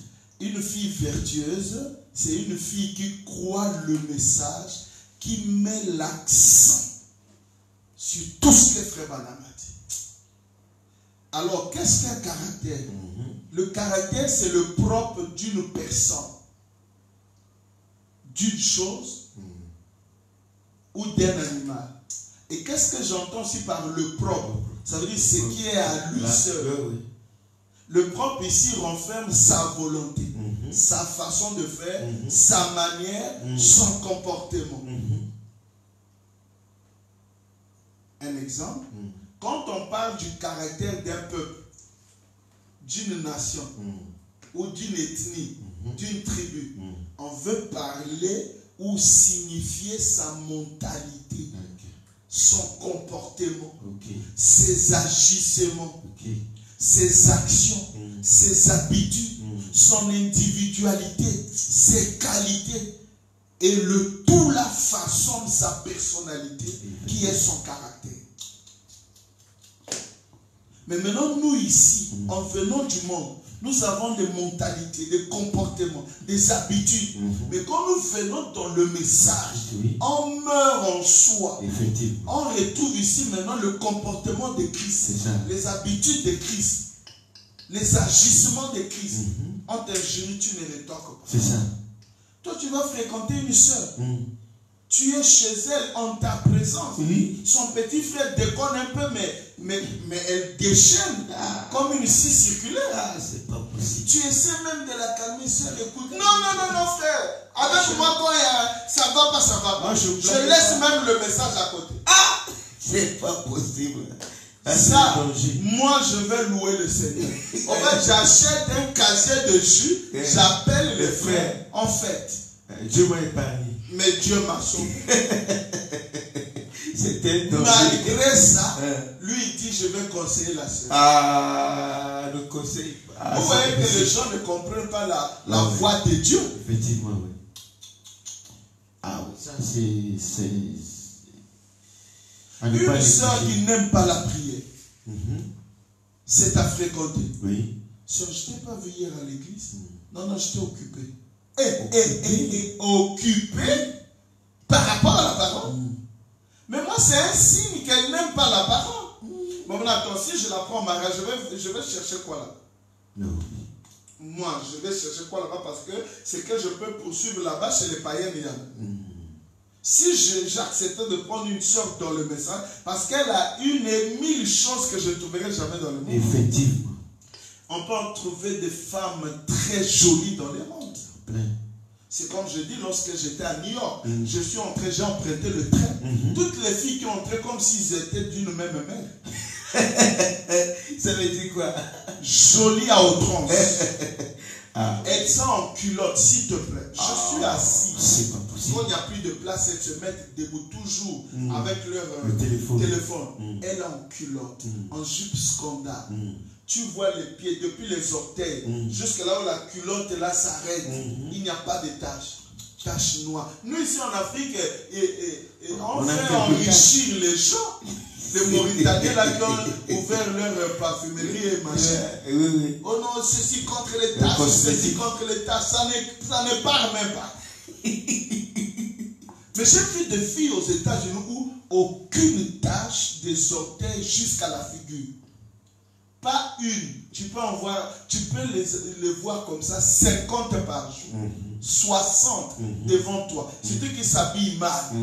Mais dans ton cœur, tu ne peux pas la convoiter parce que ce qui nous amène à aimer une sœur, en elle, il n'y en a pas. C'est ça. Mais à la voir, elle travaille quelque part. Elle est responsable. Et c'est une femme, parfois, comme on dit, les femmes de fer. Mais tu vois comment elle manage les hommes, là, tu n'as pas l'idée. Elle a de caractère. Ce n'est pas un caractère que nous cherchons de la parole. Ça, c'est un caractère mondain. Ça, c'est bien. Voilà, la chose à retenir, c'est que la femme vertueuse dont on cherche ici, c'est qui est vertueuse selon le Saint-Esprit, le message. Et le Seigneur a parlé des vertus. Les 7 vertus. Comme tu avais demandé les critères. Donc on peut pas aller loin. Et ces 7 vertus-là, elle ne la recherchera pas elle-même. C'est comme j'avais entendu et quelqu'un dit, j'ai déjà 3. Il me manque 4. C'est pas possible. Ça ne vient pas comme ça en escalier. Frère Branham dit ça vient du coup. Les 7 viennent. Et au même moment, si c'est à 13h, tu reçois toutes les 7. Frère, c'est la première des choses. C'est naître de nouveau. Quand tu es né de nouveau, Dieu te déverse toutes les 7 vertus. Alors ça te parfait automatiquement. Tu vois la sœur qui était, elle devient douce, elle parle avec beaucoup de respect et tout ça, voilà. Et celle-là qui était comme avec les yeux, comme qui était masculine, devient féminine et tout ça. Et les yeux hagards. Quand Frère Branham dit, on regardait les bêtes. Toi, tu es en fréquentation, mon frère. Dans une semaine, lundi, tu vas chez la sœur. Elle n'est pas à la maison. On te donne la chaise, tu l'attends jusqu'à 19h, elle n'est pas là. Mardi, tu arrives, elle n'est pas là. Mais tu l'appelles au téléphone, mais je suis encore revenu, je suis là. Ne m'attends pas, je rentrerai un peu en retard. Tu peux revenir le jeudi. Mercredi à l'église, elle n'est pas. Peut-être c'est une femme qui travaille. Elle est au boulot, tout ça, elle est prise. Il y a une citation qui dit qu'on travaille, on ne va pas à l'église. Non, pas à l'église. Les lundis et les mercredis, là. Mais c'est ça. Je ne parle pas des sœurs qui travaillent. J'ai donné l'exemple pour une fille qui ne travaille pas. Ça veut dire qu'elle est sortie, elle est où chez les sœurs. Elle est partie se faire tresser. tu pars de lundi à samedi, tu ne la rencontres pas chez elle.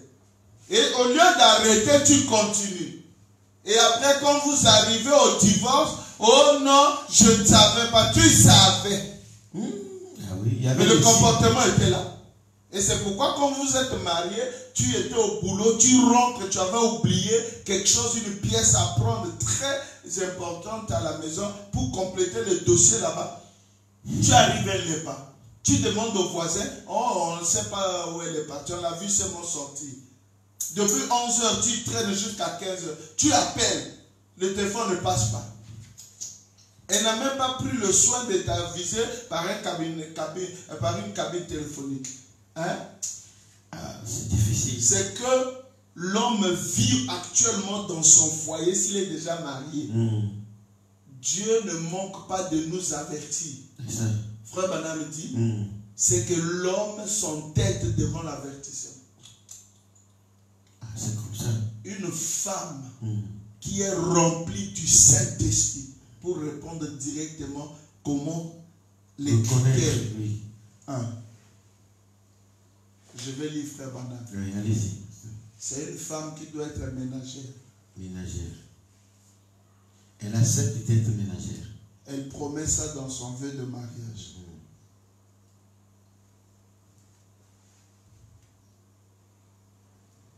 Je ne sais pas si on peut finir ce sujet aujourd'hui. Mais... on ne peut pas finir.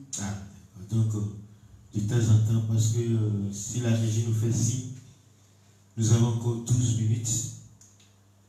Je vais lire rapidement, excusez. Hébreux chapitre 6, deuxième partie, le paragraphe 304. Le fait que j'ai pris mes d'abord pour épouse, c'est ce que l'amour a fait pour elle. En signe de reconnaissance, elle est une brave femme. Elle reste à la maison. Elle prend soin des enfants et mène une vie bien vertueuse d'elle-même. C'est pas imposé. Tu dois rester à la maison. Tu restes pas à la maison. Tu ferais. Non. C'est ce que l'amour a fait pour elle quand je l'ai acceptée comme épouse. En signe de reconnaissance.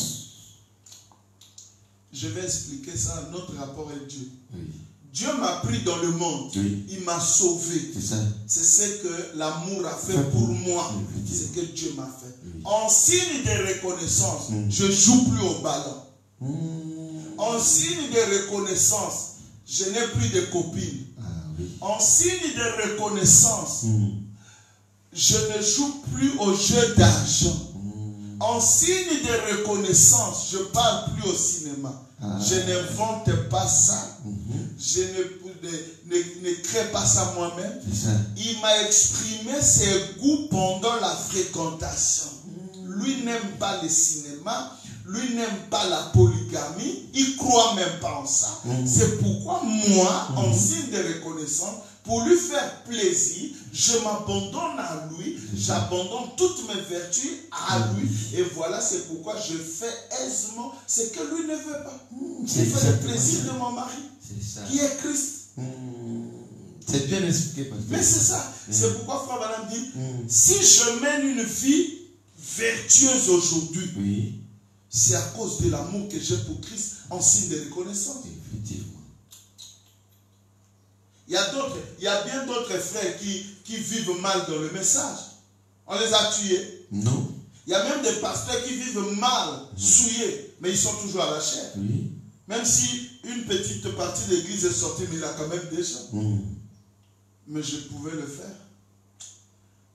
Mais comme on ne copie pas les autres, je le fais pas, je ne sais pas comment lui est venu en Christ. Je ne connais pas leur relation. Moi, je ne sais pas leurs accords. Mais moi, dans mes accords, j'ai promis. Chacun son Voilà. Il dit, ce n'est pas parce que nous ne sommes pas mariés.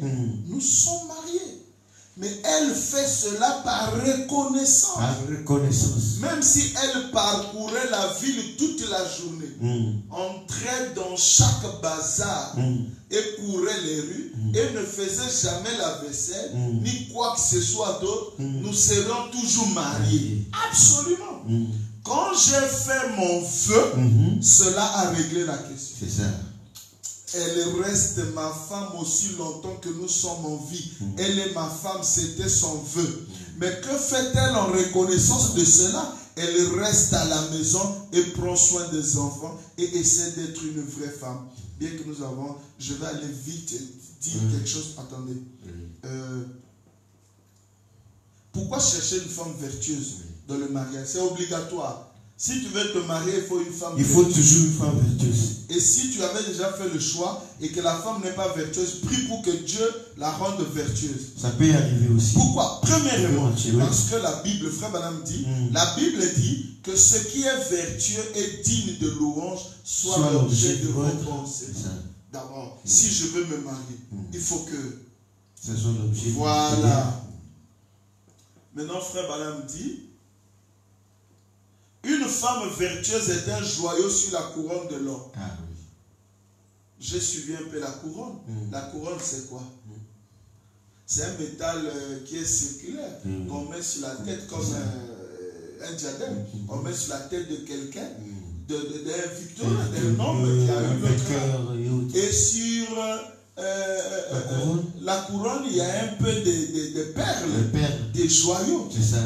Donc, ici, c'est démontré comme ta puissance, ta dignité. Ce qui fait la dignité d'un homme, sa femme contribue en cela. Ah oui. C'est pourquoi Branham dit, une femme vertueuse est un joyau sur la couronne de l'homme, a dit l'homme le plus sage de la terre, Salomon. Un homme doit honorer une femme vertueuse. Mais une femme méchante est de l'eau dans son sang, et son sang c'est sa vie. Vous les hommes qui avez des femmes vertueuses, vous ne savez pas combien vous devez remercier Dieu pour une femme vertueuse. Car si Dieu avait pu donner à l'homme mieux qu'une compagne, il l'aurait fait. Mais une femme est la meilleure compagne que Dieu puisse donner à un homme. Il dit encore dans l'histoire de ma vie. Donc maintenant, une femme bonne est un joyau sur la couronne d'un homme. On devrait l'honorer. Ma mère est une femme, mon épouse en est une, et elles sont charmantes. Et j'ai des milliers de sœurs chrétiennes pour qui j'ai le plus grand respect. Mais si elles peuvent respecter ce que Dieu a fait d'elles, une mère et une vraie reine, ça c'est bien. Elle est l'une des choses les meilleures que Dieu a pu donner à un homme. Une épouse. En dehors du salut, une épouse est ce qu'il y a de mieux si elle est une bonne épouse. Mais si elle ne l'est pas, Salomon a dit, une femme bonne est un joyau sur la couronne d'un homme. Mais une femme vile ou une femme mauvaise, c'est de l'eau dans son sang. C'est exact. C'est la pire chose qui puisse arriver. Quand on lisait ça, on était très jeune dans le message. C'est compliqué. Seigneur. Au fait, le jour de mon mariage, j'avais les larmes aux yeux. Parce que je savais que je m'engageais. Si c'était faux, c'est raté, c'est fini. Le ministère est foutu. Tout est foutu. Les enfants foutus. Parce que c'est elle la colonne vertébrale. Oui. C'est elle qui va m'aider à évoluer dans le plan naturel, social ou spirituel. C'est elle qui va m'aider à évoluer dans le plan matériel. C'est elle qui va éduquer mes enfants. C'est elle qui tient le foyer. C'est la colonne vertébrale, voyez-vous. Alors, tomber dans un piège, ce serait difficile. Il dit, vous les enfants, si vous avez, non, vous les hommes, si vous avez une bonne femme, frère, vous devriez la respecter au plus haut point. C'est ça. Vous devriez le faire, une vraie femme. Et les enfants, si vous avez une vraie mère qui reste à la maison, mon problème si c'est rester à la maison, on verra d'autres critères. Oui. Parce que beaucoup de sœurs ne veulent plus rester à la maison. Ah oui. Dans les... Je sais, il y a beaucoup de choses à dire. Écoutez, et les enfants, si vous avez une vraie mère qui reste à la maison et qui essaie de prendre soin de vous, qui entretient vos vêtements, qui s'occupe de vous envoyer à l'école, qui vous enseigne au sujet de Jésus. Donc le soir, elle est pasteur. Elle enseigne les enfants l'école de dimanche. Vous devriez honorer cette gentille maman de tout votre être. Vous devriez respecter cette femme. Oui, monsieur. Parce que c'est une vraie mère. Voyez-vous? Ça, c'est premièrement. Cherchez quelque chose de vertueux. Que vos pensées cherchent ce qui est honorable, vertueux. Deuxièmement, pourquoi trouver une femme vertueuse? Parce qu'elle restera liée à son vœu. Elle ne brisera jamais son vœu. Elle ne fera jamais un faux vœu. Aujourd'hui, c'est devenu une chanson. Faux vœu, faux vœu, faux vœu. Mais comment faux vœu? Tu avais dit que tu avais prié. Vous voyez que même le frère trompe. Il n'a pas prié, il dit qu'il a prié. Excusez, je lis ça. Allez-y. Après, on va... Les noces de l'agneau, 21 janvier 1962, soir, paragraphe 39. Et puis, après que la décision est prise à ce sujet, alors vient l'engagement. Vous décidez cela à l'autel, à la chair. Les pasteurs ont commencé à vous dire que vous pouvez aller faire vos vœux dehors. Frère Branham dit on fait le vœu devant le pasteur à la chair, à l'église. Parce qu'il est le témoin de ça, il est le représentant de Dieu. Le jour où, sœur, toi qui t'entêtes, tu vas dans les nets pour parler du mariage et du divorce, alors que William Branham interdit même qu'on donne en sort la bande. Vous les frères et les sœurs, vous débattez sur un sujet très particulier comme mariage et divorce sur les nets sans respect. Oh, qu'est-ce qu'on peut faire si on veut épouser? Est-ce que telle chose? Il dit dans la région de Jézabel, posez la question à votre pasteur.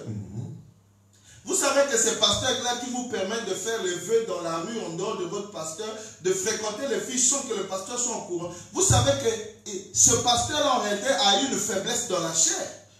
Parfois, il n'était pas bien marié. Et il voit qu'avec la génération future, ils peuvent se retourner contre moi, ils vont nous faire asseoir parce que nous sommes mal mariés. Alors, on envoie les gens dans des bêtises pour qu'ils soient dans des erreurs comme eux. C'est pas possible, c'est pas bien.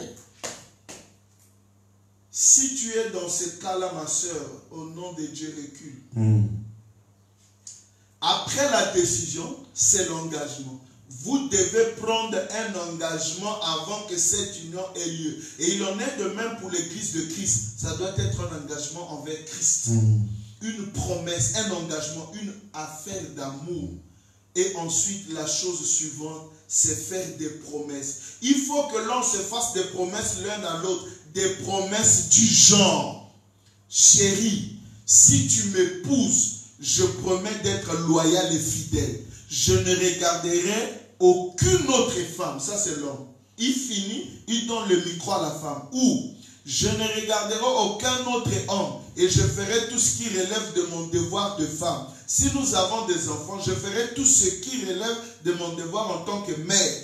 Je serai une ménagère. Vous savez ce que ménagère veut dire? Rester à la maison. On voit dans le message les gens, les filles qui sont mariées mais qui vont au boulot. Mais qui va s'occuper de l'enfant? Tu ne tiens pas le vœu. Toutes ces promesses doivent être faites ou devraient être faites dans un bon mariage. Voyez-vous? Prenez le signal rouge, signe de sa venue.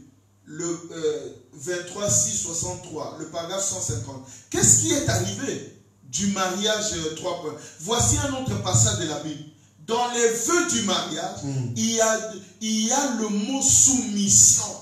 La femme est censée être la gardienne du foyer. Chaste, ayant des bonnes œuvres. Mais elle vous rit au nez et s'en va à la fabrique de poudre, au bureau de quelqu'un. Oh Seigneur. Mon mari, j'en doute. Mon mari m'a permis. C'est une poule muette, je ne crois pas le message. Ah, c'est comme ça. Oh, mon mari a un petit salaire.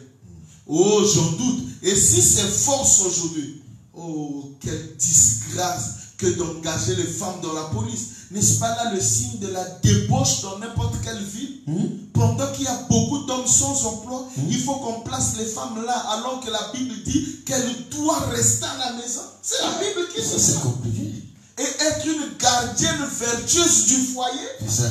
Donc, elle doit promettre tout ça là. Tout ça dans le feu. Mais c'est elle qui tient à... C'est elle qui tient à tenir les documents pour les patrons. Tu es fier de dire mon épouse est particulière quelque part. Secrétaire attaché. Vous trouvez même les femmes des pasteurs qui travaillent, et secrétaires, et quelque part. Et lui là à la maison, il me dit, un monsieur tapote la soeur, vous payerez pour ça. Frère Branham dit, on n'a pas donné la responsabilité à la femme de surveiller l'homme. Mais l'homme, tu veilleras sur ta femme. Ça a été changé après la chute. C'est pas Adam qui a chuté, c'est Ève qui a chuté. Tu domineras sur elle. Frère Branham dit, si tu étais un fils de Dieu, tu allais la tenir par la main. Rentre à la maison, assois-toi. Vous devriez la voir. Je ne parle pas donc des femmes vertueuses. Ce n'est pas à vous que j'adresse ceci. Vous qui êtes réellement des saintes femmes. Que Dieu vous bénisse. Tu vois, les femmes vertueuses, c'est des saintes femmes. C'est enregistré sur bande ou sur je ne sais quoi encore. Mais voici ce que je dis. Quand on en trouve une comme cela, on en trouve 1500 de l'autre côté. Elles n'écouteront pas une seule parole. Ils vous diront quoi? Gardez votre Bible pour vous, prêchez-vous-la à vous-même. Nous ne voulons pas entendre ça. Tu as vu des femmes comme ça qui ne croient pas le message. Une femme vertueuse égale 1000.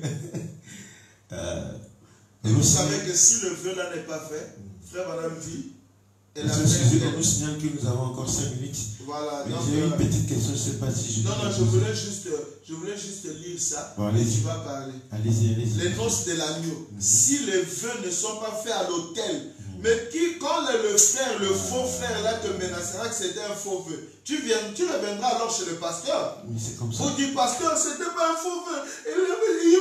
Il ment qui est témoin. Moi j'étais là. Chez moi là, il n'y a pas de vœux de la rue. Ah oui. Nous on fait comme frère Bana. C'est ça. Vous faites ça à la chair. Effectivement. Et moi je dois voir. Je suis le berger. Effectivement. C'est le berger qui conduit les troupeaux. Frère Branham dit dans les noces de l'agneau, paragraphe 43. Si une femme n'est pas liée en toute franchise à un homme, alors ce dernier n'est pas son mari. C'est tout simplement un homme à qui elle a fait un vœu qu'elle vivra avec lui. Elle a donc fait un faux vœu. Qu'est-ce que le faux vœu? Elle avait promis de l'aimer et elle a dit qu'elle l'aimait, mais elle ne l'a pas fait. L'homme est continuellement trompé. Mais une chose est certaine, mes amis, nous n'allons pas tromper Christ. Il connaît nos choses. Ce qui est vrai. Maintenant, frère, ici ils vont dire, Omoni, tu as vu? Donc c'est un faux vœu. Et dans ce cas, quoi, Branham a dit, le faux vœu, vous restez comme ça. Il fallait prier. Comme tu n'avais pas prié non plus. Il voulait t'en sortir, maman. Il ne peut pas s'en sortir parce que William Branham dit la cause des divorces c'est quoi? Parce que l'homme et la femme s'étaient éloignés de Dieu. Au lieu de prier, ils n'ont pas prié. Il a choisi le français de la sœur. La sœur est née aux États-Unis. Son père est ministre. Son papa a l'argent. Sa maman a promis ceci. Écoutez le choix d'une épouse. Paragraphe 39. Et si nous examinons ce que nous faisons quand nous allons nous marier, quand nous choisissons notre épouse ou notre mari, si nous pouvons examiner cela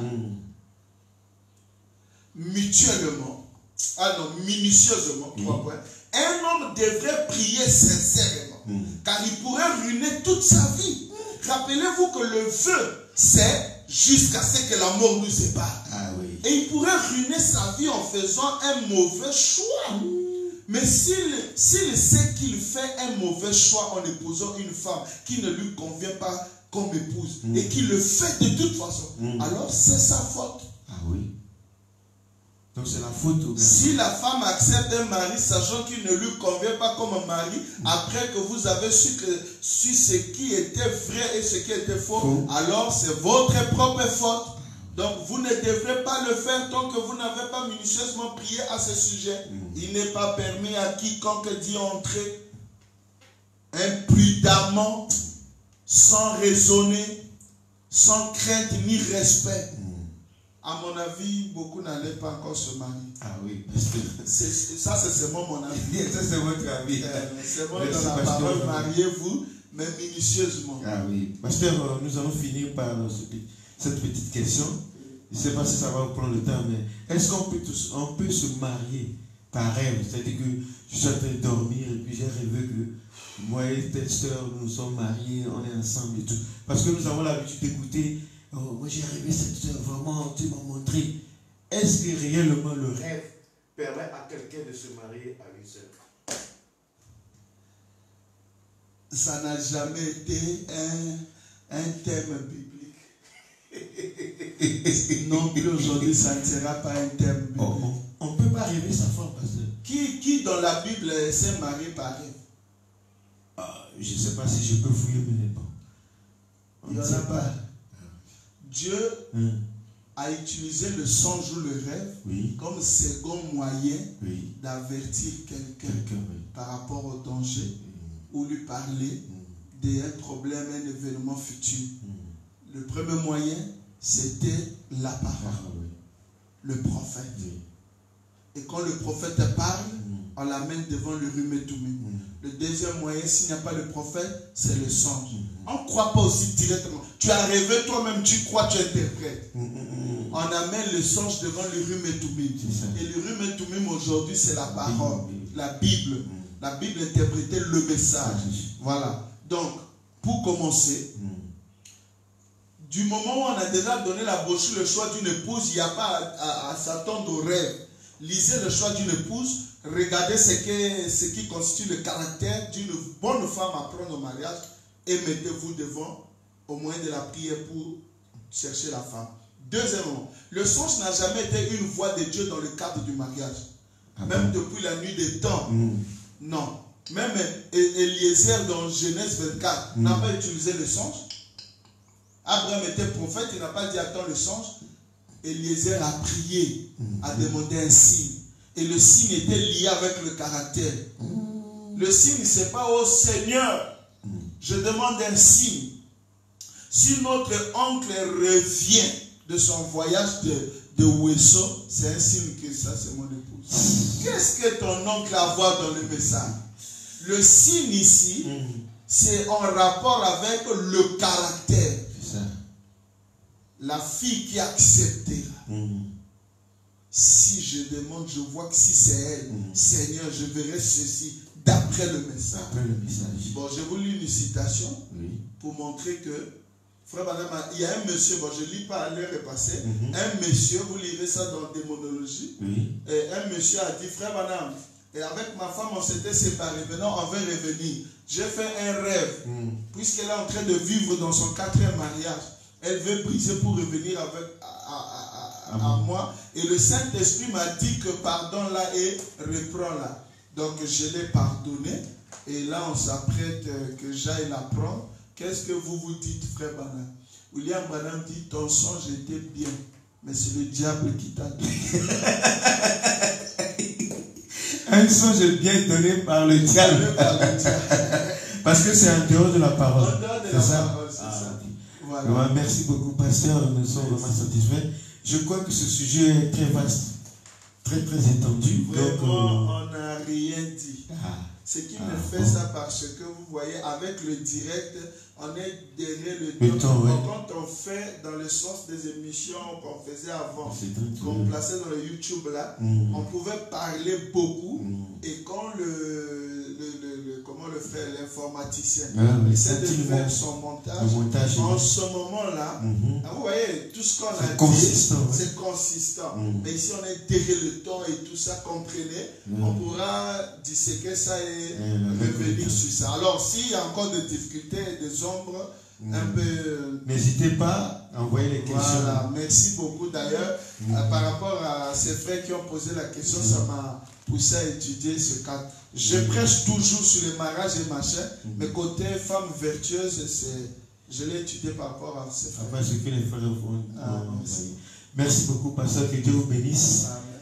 Merci aussi pour les frères Jean Bouilly et le frère Merveille Mokilou. Que Dieu vous bénisse. J'espère que vous avez été édifiés, parce que je crois que ce soit un frère ou une soeur, je crois que cette émission a donné quelque chose. Merci beaucoup, que Dieu vous bénisse. Nous allons revenir de plus ample parce que nous n'avons pas le temps, mais après le confinement, nous allons prendre le temps encore de continuer ces émissions sur le mariage et le divorce, et aussi sur le choix de l'épouse. Que Dieu vous bénisse et à la prochaine.